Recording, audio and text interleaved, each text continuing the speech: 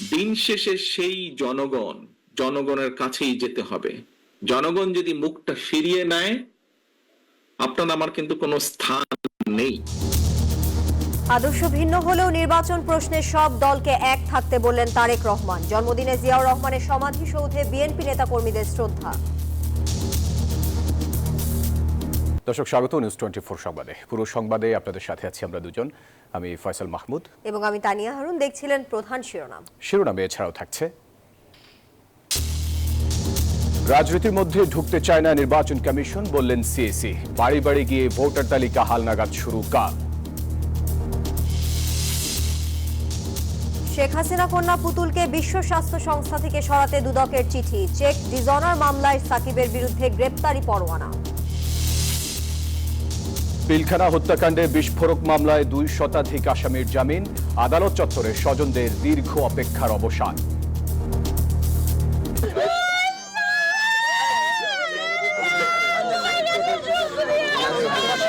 এই রাষ্ট্র সত্যিকার অর্থে এদের জীবন এই সময়টুকুর মূল্যকে দিতে পারবে।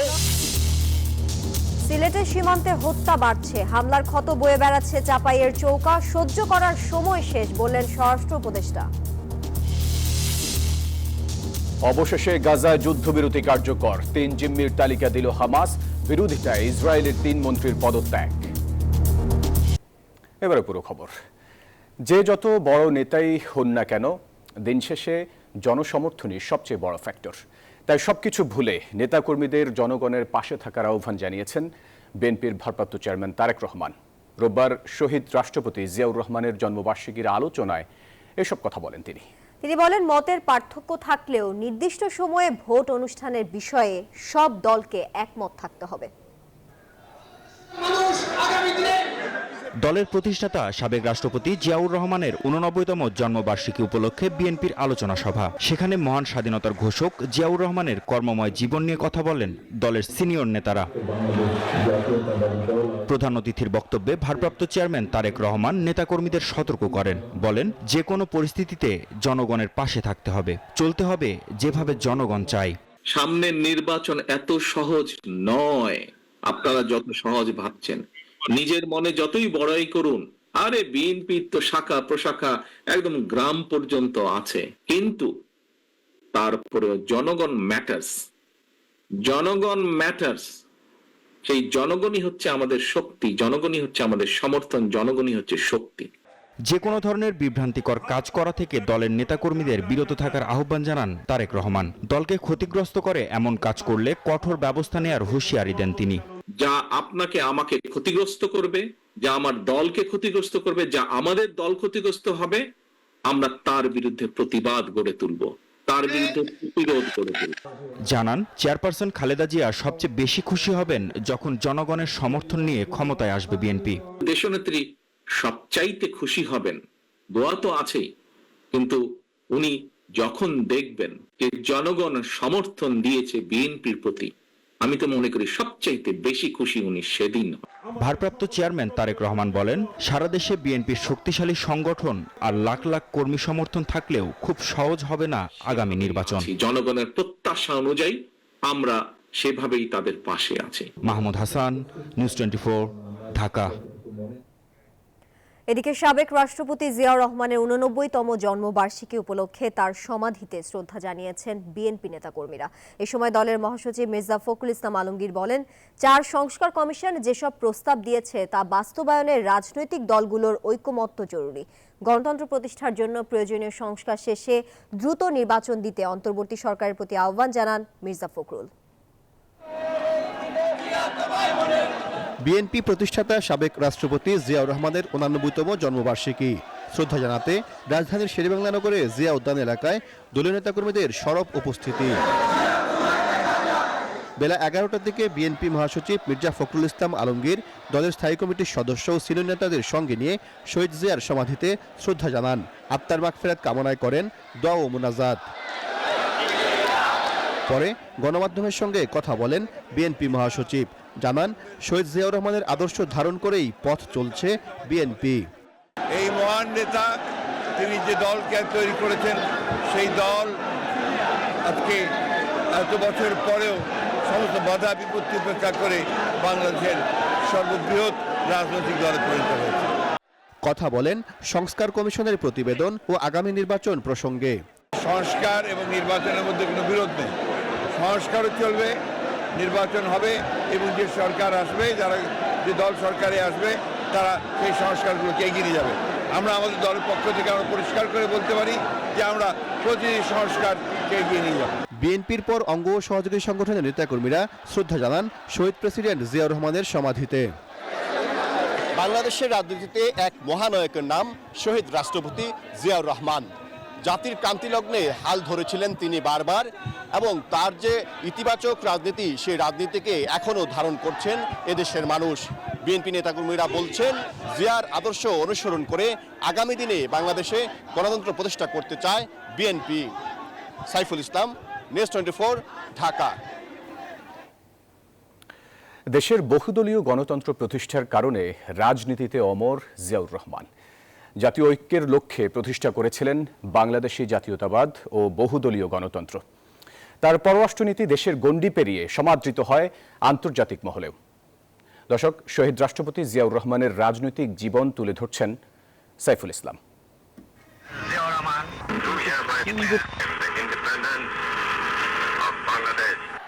1971 সালে দিশেহারা জাতির মনে আশার আলো জাগিয়েছেন তৎকালীন মেজর জিয়াউর রহমান। নিজের জীবন বাজি রেখে পাকিস্তান সেনাবাহিনীর বিরুদ্ধে বিদ্রোহ করেছেন, দিয়েছেন বাংলাদেশের ঐতিহাসিক স্বাধীনতার ঘোষণা। চট্টগ্রামে কালুরঘাট বেতার কেন্দ্র থেকে স্বাধীনতার ঘোষণা দেন। 75 পরবর্তী রাজনৈতিক সংকটেও দেশের হাল ধরেন জিয়াউর রহমান। 7 নভেম্বর সিপাহী জনতার বিপ্লবের মধ্য দিয়ে সবার মধ্যমণি হয়ে ওঠেন তিনি। পরবর্তীতে 1977 সালের 21শে এপ্রিল বাংলাদেশের রাষ্ট্রপতি হন জিয়া। কারো স্বার্থের ভাবনা তার মাথায় কখনো ছিল না। পুরাটা চিন্তা, সমস্ত আকাঙ্ক্ষা, সমস্ত ভাবনা তার দেশ এবং দেশের কল্যাণ, দেশের জনগণ নিয়েছিল। 1978 সালের 1 সেপ্টেম্বর নানা দলমতের মানুষকে নিয়ে বাংলাদেশ জাতীয়তাবাদী দল বিএনপির প্রতিষ্ঠা করেন জিয়াউর রহমান। বিভক্ত জাতিকে ঐক্যবদ্ধ করতে প্রবর্তন করেন বাংলাদেশি জাতীয়তাবাদ। জিয়াউর রহমান বাংলাদেশি জাতীয়তাবাদ অর্থাৎ আমাদের সম্পূর্ণ জাতিসত্তার পরিচয় তিনি দিয়েছেন। এটা গৃহীত এখন পর্যন্ত তাই রয়েছে। সাবেক রাষ্ট্রপতি জিয়াউর রহমানের সফল পররাষ্ট্রনীতির কারণে 1978 সালে জাপানকে হারিয়ে প্রথমবারের মতো জাতিসংঘ নিরাপত্তা পরিষদের অস্থায়ী সদস্য নির্বাচিত হয় বাংলাদেশ। ওআইসিতে বাংলাদেশের যে গুরুত্বপূর্ণ ভূমিকা, সার্ক গঠনে জিয়াউর রহমানের যে স্বপ্ন এবং চিন্তা, এই সব কিছু কিন্তু বাংলাদেশের একটা সুনির্দিষ্ট পরিচয় এবং ব্যক্তিত্ব সৃষ্টি করেছে। 1 নম্বর, খাদ্য উৎপাদন দ্বিগুণ করতে হবে। 2 নম্বর, সমস্ত রাস্তার 2 ধারে ফলের গাছ লাগাতে হবে। সব মিলিয়ে বলা যায় বাংলাদেশের ক্ষণজন্মা এক মানুষের নাম শহীদ রাষ্ট্রপতি জিয়াউর রহমান। সততা ও সাহসিকতার কারণে অতি অল্প দিনে জনগণের হৃদয় জয় করেছেন, হয়ে উঠেছেন গণমানুষের আস্থা, নির্ভরতার প্রতীক। আমরা বেঁচে থাকবার মতো বেঁচে থাকতে চাই। আমরা চাই শান্তি।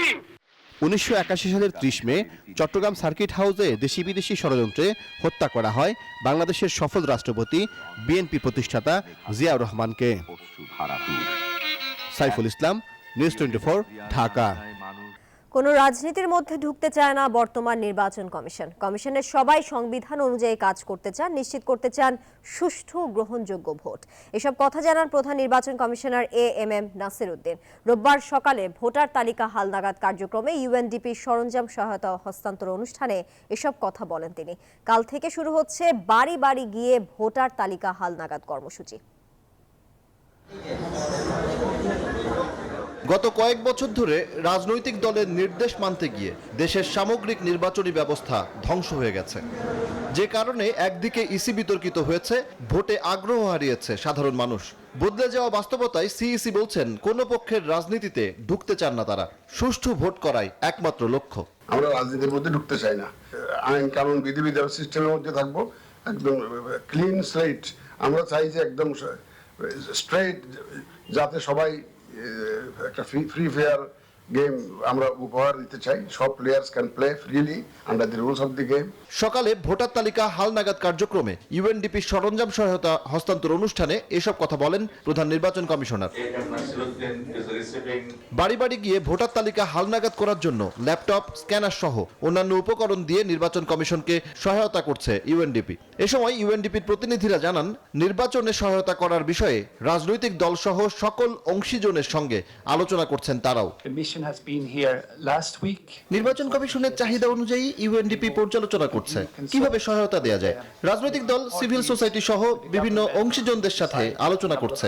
এরই অংশ হিসেবে ভোটার তালিকা হালনাগাদের মতো গুরুত্বপূর্ণ কাজে এই সহায়তা দেওয়া হচ্ছে। এই সহযোগিতা অব্যাহত থাকবে। ভোটার তালিকা হালনাগাদে সচেতনতা বৃদ্ধিতেও সহায়তা করবে ইউএনডিপি। পরে সিইসি এবারের ভোটার তালিকাকে বিতর্কের ঊর্ধ্বে রাখতে পারবেন বলে আশা প্রকাশ করেন। 65,000 লোক কাজ করবে বিভিন্ন লেভেলে। তার মানে আমরা এটা huge programme, we have undertaken a huge programme, যাতে কুইকলি এই কাজটা আমরা within the time, specified time আমরা শেষ করতে পারি। গত 2 জানুয়ারি খসড়া ভোটার তালিকা প্রকাশ করে নির্বাচন কমিশন। হালনাগাদ খসড়া ভোটার তালিকা অনুযায়ী এখন দেশের মোট ভোটার 12,36,83,512 জন। সজল দাস, নিউজ 24, ঢাকা। শেখ হাসিনার কন্যা সাইমা ওয়াজেদ পুতুলের বিশ্ব স্বাস্থ্য সংস্থায় চাকরির তথ্য চেয়ে এবার পররাষ্ট্র মন্ত্রণালয়ে চিঠি দিয়েছে দুর্নীতি দমন কমিশন। রোববার এক প্রেস ব্রিফিংয়ে এই তথ্য জানান দুদক মহাপরিচালক। এদিকে দুর্নীতির দায়ে সাবেক মন্ত্রিপরিষদ সচিব কবির বিন আনোয়ার এবং সাবেক কৃষিমন্ত্রী আব্দুস শহীদ সহ 3 জনের বিরুদ্ধে মামলা করেছে সংস্থাটি। বিস্তারিত দেখে আসব প্রতিবেদনে। দুদকের মামলায় আসামি পলাতক সাবেক প্রধানমন্ত্রী শেখ হাসিনার কন্যা সাইমা ওয়াজেদ পুতুলের বিশ্ব স্বাস্থ্য সংস্থায় নিয়োগে অনিয়ম খুঁজছে দুর্নীতি দমন কমিশন। আমরা যারা ভুগেছি তাদের চিন্তা। এবার তারই সূত্র ধরে পুতুলের আন্তর্জাতিক ওই সংস্থায় চাকরির বিষয়ে বিস্তারিত জানতে পররাষ্ট্র মন্ত্রণালয়ে চিঠি দিয়েছে দুদকের অনুসন্ধান দল। রোববার সাংবাদিকদের প্রশ্নের জবাবে এই তথ্য স্বীকার করে সংস্থাটির মহাপরিচালক। আমরা কিন্তু বলেছি যে অনুসন্ধান দল তাদের অভিযোগ প্রমাণের জন্য যা যা প্রয়োজন হবে, যেখানে যেখানে পত্র লেখার প্রয়োজন হবে, জালিয়াতির প্রমাণাদি সংগ্রহের জন্য সব কাজই করবে। মাননীয় প্রধানমন্ত্রী শুধু কেঁদেছিলেন, হাত তুলে কেঁদেছিলেন, আমরা সকলেই কাঁদছিলাম। এদিকে শেখ হাসিনা সরকারের বহুল আলোচিত ও সমালোচিত সাবেক মন্ত্রিপরিষদ সচিব কবির বিন আনোয়ারের বিরুদ্ধে দুর্নীতির অভিযোগে মামলা করেছে দুদক। নিজ নামে 3 কোটি, স্ত্রীর নামে 4 কোটি এবং উভয়ের ব্যাংক হিসাবে 23 কোটি টাকার সন্দেহজনক লেনদেন রয়েছে বলে দাবি করেছে সংস্থাটি। আর দুর্নীতির মাধ্যমে 8 কোটি টাকার অবৈধ সম্পদ অর্জনের অভিযোগে এদিন আরও একটি মামলা হয়েছে সাবেক কৃষিমন্ত্রী আব্দুস শহীদের বিরুদ্ধে। কবির বিন আনোয়ার সরকারি কর্মচারী হিসাবে অবৈধ অর্থ হস্তান্তর, স্থানান্তর এবং রূপান্তর করার অপরাধ প্রাথমিকভাবে প্রমাণিত হয় সংশ্লিষ্ট ধারায় আজ একটি মামলা রুজু হয়েছে। মোহাম্মদ আব্দুস শহীদ সংসদ সদস্য হিসাবে দায়িত্ব পালনকালে বিবিধ দুর্নীতি ও ক্ষমতার অপব্যবহারের মাধ্যমে জ্ঞাত আয়ের উৎস বহির্ভূত সম্পদ অর্জন পূর্বক বুক দখলে রাখায় সংশ্লিষ্ট ধারায় আরও একটি মামলা রুজু করা হয়েছে।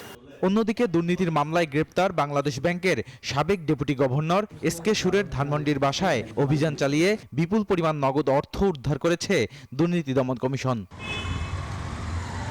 বদরুল আলম শাওন, নিউজ 24, ঢাকা। চেক প্রতারণার মামলায় ফাঁসলেন সাবেক এমপি ও জাতীয় দলের ক্রিকেটার সাকিব আল হাসান। তার বিরুদ্ধে গ্রেফতারি পরোয়ানা জারি করেছেন আদালত। শুনানিতে হাজির না হওয়ায় পরোয়ানা জারি হয়েছে সাকিবের প্রতিষ্ঠানের আরও 2 কর্মকর্তার বিরুদ্ধে। অভিযোগে বলা হয়েছে, ঋণের বিপরীতে 4 কোটি 15 লাখ টাকা 2টি চেক দেয়া হলেও টাকা পাওয়া যায়নি। বাংলাদেশ ক্রিকেটের যেন চলছে শনির দশা। একের পর এক খারাপ খবরে উঠে আসছেন সংবাদের শিরোনামে। এবার আইএফআইসি ব্যাংকের চেক ডিজনের মামলায় গ্রেপ্তারি পরোয়ানা জারি হয়েছে তার নামে। গত 15 ডিসেম্বর ব্যাংকের পক্ষ থেকে সাকিব সহ 4 জনের বিরুদ্ধে আদালতে মামলা দায়ের করা হয়।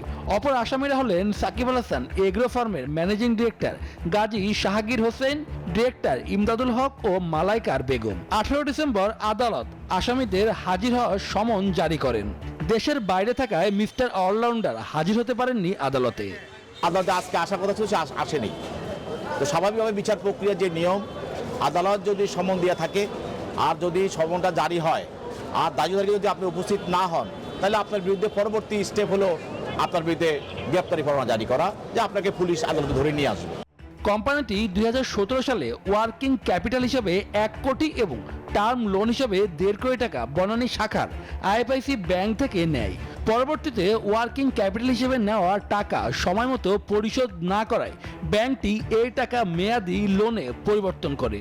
টাকা ফেরত চেয়ে কয়েক দফা নোটিশ দেওয়ার পর কোম্পানিটি ব্যাংকে চলতি বছরের 4 ডিসেম্বর 4 কোটি 14 লাখ টাকার 2টি চেক দেয়। তবে সংশ্লিষ্ট অ্যাকাউন্টে যথেষ্ট টাকা না থাকায় চেক বাউন্স করে।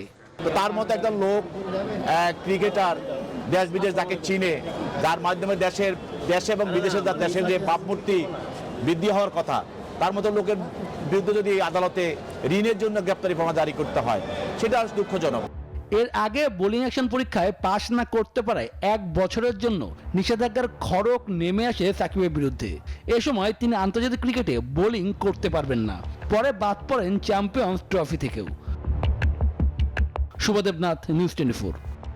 রাজধানীর পিলখানা হত্যাকাণ্ডের ঘটনায় বিস্ফোরক আইনের মামলায় জামিন পেলেন 2 শতাধিক আসামি। 15 বছর পর তারা প্রথমবারের মতো জামিন পেলেন। রাষ্ট্রপক্ষের আইনজীবীরা বলেন, হত্যা মামলায় খালাস পাওয়ার পর যাদের বিরুদ্ধে হাইকোর্টে আপিল করা হয়নি তারা জামিন পেয়েছেন। আদালতের আদেশ পাওয়ার পর তাদের স্বজনরা আনন্দে কান্নায় ভেঙে পড়েন। জুলাই বিপ্লবের পর নানা কারণেই কয়েকবার পিছিয়েছে বিডিআর বিদ্রোহের ঘটনায় হত্যা মামলার খালাসপ্রাপ্ত ও সাজা ভোগ করা আসামিদের জামিন এবং বিস্ফোরক মামলার সাক্ষ্য গ্রহণ শুনানি। বিশেষ আদালতের স্থান বদল জটিলতায় কেটেছে অনেক সময়। রবিবার সকালে কেরানীগঞ্জের কেন্দ্রীয় কারাগারে স্থাপিত এই অস্থায়ী আদালতে শুরু হয় বিস্ফোরক মামলার বিচার। প্রথমেই রাষ্ট্রপক্ষের কাছে ওই দিনের নারকীয় হত্যাকাণ্ডের বর্ণনা করেন সাবেক সেনা কর্মকর্তা মেজর সৈয়দ ইউসুফ ইকবাল। পরে তাকে জেরা করেন আসামি পক্ষের আইনজীবীরা। এরপর শুরু হয় জামিনের শুনানি। এ সময় হত্যা মামলায় খালাস পাওয়া বেশিরভাগ আসামিদের জামিন দেন ঢাকার বিশেষ ট্রাইব্যুনাল 2-এর বিচারক ইব্রাহিম মিয়া।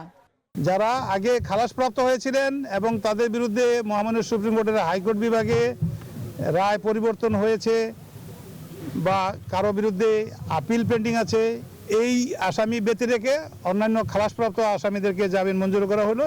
200-রও অধিক আসামির জামিন হওয়ায় সন্তোষ জানিয়েছেন আসামি পক্ষের আইনজীবীরা। জামিনের জন্য হকদার ছিল প্রায় 500-র উপরে। আজকে আমরা মাননীয় আদালতে এই আসামিদের পক্ষে সবার পক্ষে আমরা জামিনের আবেদন করেছিলাম। 250 মানুষ তাদেরকে আজকে মাননীয় আদালত জামিনে মুক্তি দিয়েছেন। এদিকে জামিন শুনানির কারণে দেশের বিভিন্ন প্রান্ত থেকে ছুটে আসেন স্বজনরা। জামিন হওয়ায় আনন্দে আবেগ আপ্লুত হয়ে কান্নায় ভেঙে পড়েন অনেকেই। অনেকদিন চাকরি করে আমার ভাইয়ের জীবন থেকে 16টা বছর নষ্ট হয়ে গেছে। আমরা চাই যারা জড়িত ছিল সে যাই হোক না কেন তার বিচার হোক। আলোচিত বিডিআর বিদ্রোহের ঘটনায় বিস্ফোরক মামলার সাক্ষ্য গ্রহণের পরবর্তী শুনানি 10 ফেব্রুয়ারি। মাসুদা লাবনী, নিউজ 24, ঢাকা। সিলেট সীমান্তে হত্যাকাণ্ডের ঘটনা ক্রমেই বাড়ছে। গেল বছর সিলেটের বিভিন্ন সীমান্তে হত্যাকাণ্ডের শিকার হয়েছেন 8 বাংলাদেশি। যদিও সংশ্লিষ্টদের দাবি ভারতের বিএসএফের গুলিতে নয়, খাসিয়াদের সাথে দ্বন্দ্বের কারণেই হয়েছে এসব হত্যাকাণ্ড। আর সচেতন মহল বলছে সীমান্তে কোনো ধরনের হত্যাই কাম্য নয়। এতে 2 দেশের সম্পর্কের আরও অবনতি হবে।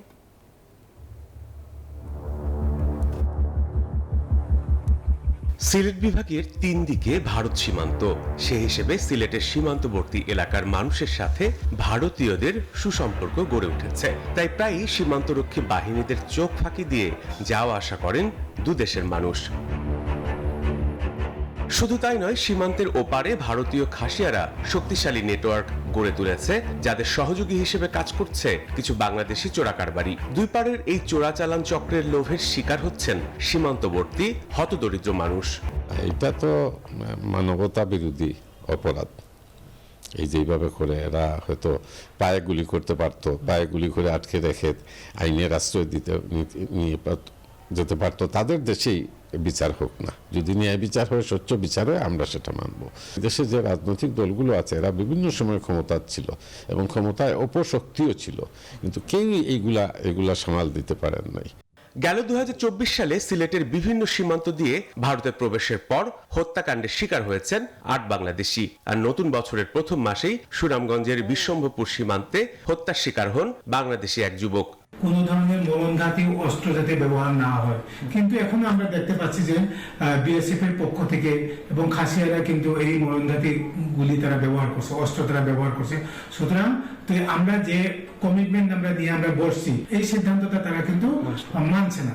আগেও তো যেত বা একটা ঐতিহাসিক ভাবে দেওয়া আসা হচ্ছে, আমাদের হঠাৎ করে বাড়ছে কেন, এটা আমাদের ফাইন্ড আউট করতে হবে। আর যদি আমাদের এরকম হিংসা বিদ্বেষ আমাদের মধ্যে থাকে তাহলে তো কারোর জন্য ভালো না। তো আমাদের ডিপ্লোম্যাটিক ভাবে যেভাবে আমাদের বিশ্বাস ফিরিয়ে আনতে হবে। বিজিবির মতে সিলেট সীমান্তে হতাহতের ঘটনার পেছনে রয়েছে অনুপ্রবেশ ও ভারতীয় নাগরিকদের সঙ্গে অবৈধ লেনদেন। যারা চোরা কারবারি তারা বিভিন্ন সময় জিরো লাইনে গিয়ে এই খাসিয়াদের সাথে দ্বন্দ্বে জড়ায় পড়ছে। লেনদেন, টাকা পয়সা সংক্রান্ত এবং চোরাই মালামাল সংক্রান্ত বিভিন্ন দ্বন্দ্বে জড়ায় পড়ছে এবং ওই দ্বন্দ্বের এক পর্যায়ে কিন্তু আপনার এই হত্যাকাণ্ডগুলো হচ্ছে। সীমান্তে এসব ঘটনার সঙ্গে জড়িত ভারতীয় নাগরিকদের বিরুদ্ধে আইনি ব্যবস্থা নেওয়ার দাবি জানিয়েছেন সংশ্লিষ্টরা।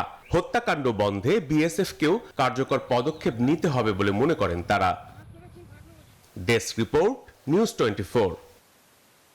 চাঁপাইনবাবগঞ্জের চৌকা সীমান্ত এখন অনেকটাই শান্ত।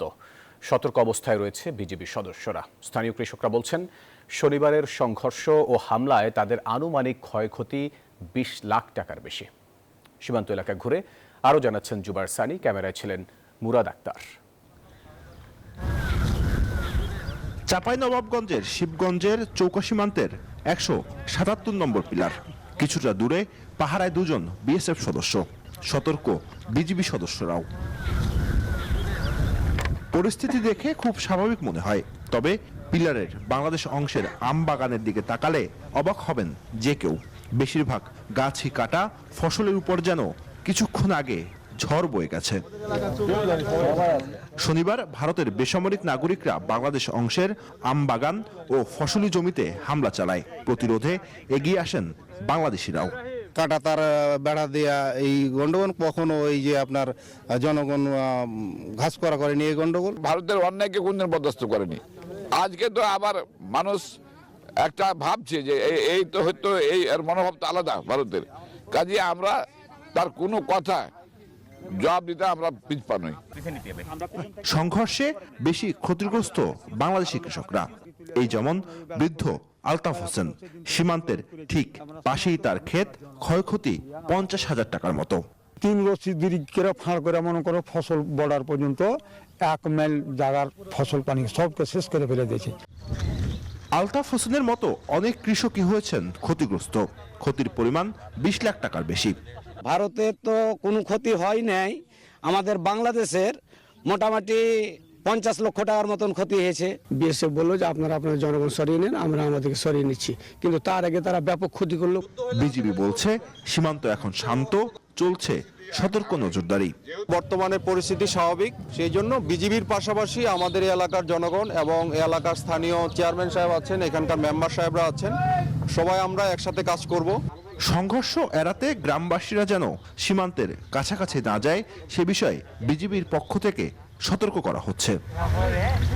গতকালকে সীমান্ত সংঘাতের পর আজও উত্তেজনা ছড়াচ্ছে এই সীমান্ত।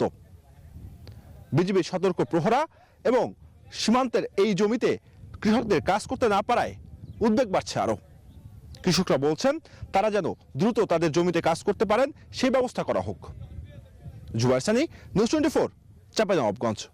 এদিকে স্বরাষ্ট্র উপদেষ্টা মোহাম্মদ জাহাঙ্গীর আলম চৌধুরী বলেছেন, চাঁপাইনবাবগঞ্জ সীমান্তে যে উত্তেজনা তৈরি হয়েছে শিগগিরই তার সমাধান হবে। এখন সীমান্তে কোনো ছাড় দেয়া হবে না বলেও জানান তিনি। এবং বিজেপির ভিতর আলোচনার মাধ্যমে এটা একটা সমাধান হয়ে গেছে। আর ওই জানেন বর্ডার বেল্টে ওই কিছু কিছু জায়গা আছে যে জায়গায় ওই এই পার্টি ওই পার্টি ওখানে যায়, এরা এদিকে আসে, এই সমস্যাটা আছে এবং এটা অচিরেই সমাধান হয়ে যাবে। বিজেপি কিন্তু সবসময় সীমান্তে অ্যালার্ট আছে এবং আমাদের সীমান্ত সম্পূর্ণভাবে সুরক্ষিত আছে। বিগত সরকারের মিথ্যা তথ্যের কারণে বাজার নিয়ন্ত্রণে হিমশিম খেতে হচ্ছে বলে জানিয়েছেন প্রধান উপদেষ্টার প্রেস সচিব শফিকুল আলম। রোববার সকালে রাজধানীর প্রেস ইনস্টিটিউটে কৃষি সাংবাদিকতা বিষয়ক প্রশিক্ষণ উদ্বোধন শেষে তিনি এই কথা বলেন। গভর্নমেন্ট সমস্ত পলিটিক্যাল পার্টির সাথে কথা বলবে এবং এই কথাটা বলবেন কে? কনসেনসাস বিল্ডিং কমিশন, যেটার প্রধান হচ্ছেন প্রফেসর ইউনুস নিজে, এবং সেইখানে আলী রিয়াজ আছেন এবং অন্যান্য কমিশনের যারা প্রধান আছেন ওইটার মেম্বার আছেন, তারা এই ঐক্যমতে আসবেন। এবং পলিটিক্যাল পার্টি যখন সবাই একসাথে ডিসাইড করবে যে আমরা এই চাচ্ছি, সেটা তখন দেখবেন যে অনেকটা ইজি হয়ে যাবে এবং সে অনুযায়ী রিফর্মগুলো ইমপ্লিমেন্ট হবে, হওয়ার পরেই ইলেকশন হয়ে যাবে। এবার আন্তর্জাতিক প্রসঙ্গ। নানা নাটকীয়তার পর নির্ধারিত সময়ের প্রায় 3 ঘন্টা পর গাজায় যুদ্ধবিরতি কার্যকর হলো। রোববার চুক্তির আওতায় 3 ইসরায়েলি জিম্মির তালিকা দেয়ায় যুদ্ধবিরতি কার্যকরে সায় দেয় নেতানিয়াহু প্রশাসন। তবে এই বিলম্বের সময়ও হামলা চালিয়েছে ইসরায়েল। এতে প্রাণ গেছে অন্তত 8 ফিলিস্তিনির। তবুও দীর্ঘ 15 মাস পর অবরুদ্ধ উপত্যকাটিতে যুদ্ধ থামায় খুশি গাজাবাসী। এদিকে যুদ্ধবিরতির বিরোধিতায় পদত্যাগ করেছেন ইসরায়েলের 3 মন্ত্রী।